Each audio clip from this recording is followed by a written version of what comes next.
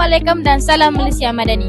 Saya Nur Ariana Wisha, pengacara Bintara TV. Pada hari ini, saya sedang bersara langsung di pekarangan Pusat Beli Belah Maiding yang mengadakan program Pesta Buku Kelantan. Seperti yang disedia maklum, program ini bermula dari 9 pagi sehingga 10 malam.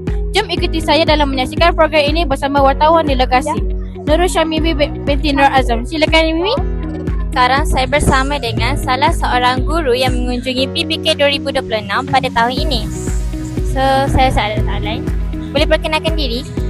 Okey, nama saya Cikgu Zuriana daripada SMK Hamzah 2. Okey. Apakah cabaran terbesar Puan untuk menggalakkan pelajar membaca buku? Okey, cabaran terbesar untuk menggalakkan pelajar membaca, buku biasanya kurang menepati kehendak pelajar. Contohnya buku yang ada dekat BSS tu kurang menepati apa yang pelajar suka baca. Jadi kurang menarik minat dia lah. Yang kedua, dekat rumah mungkin tak ada sudut buku ataupun biasanya kalau nak okey, ibu bapa patut sediakan satu ruang untuk pelajar membaca lah, anak dia baca macam tu lah. Soalan kedua, adakah cikgu lebih gemar e-book atau buku fizikal? Saya lagi suka buku fizikal macam ni. Sebab bila buku fizikal, dia boleh pegang benda. Benda kalau rasa lebih masuk ke hati lah.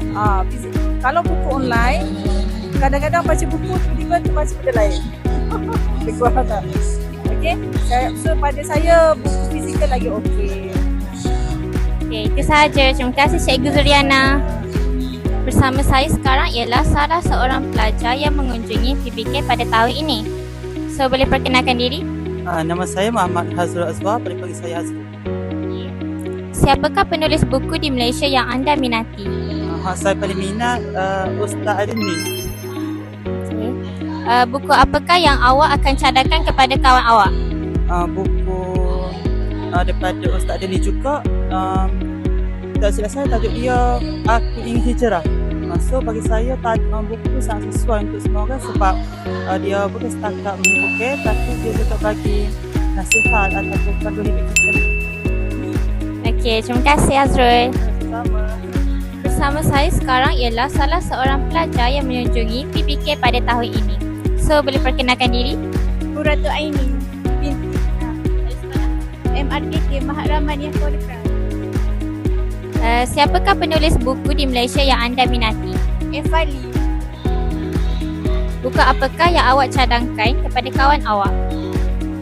Pada suku yang berbawah kompeti kot. Okay, itu sahaja. Terima kasih ini.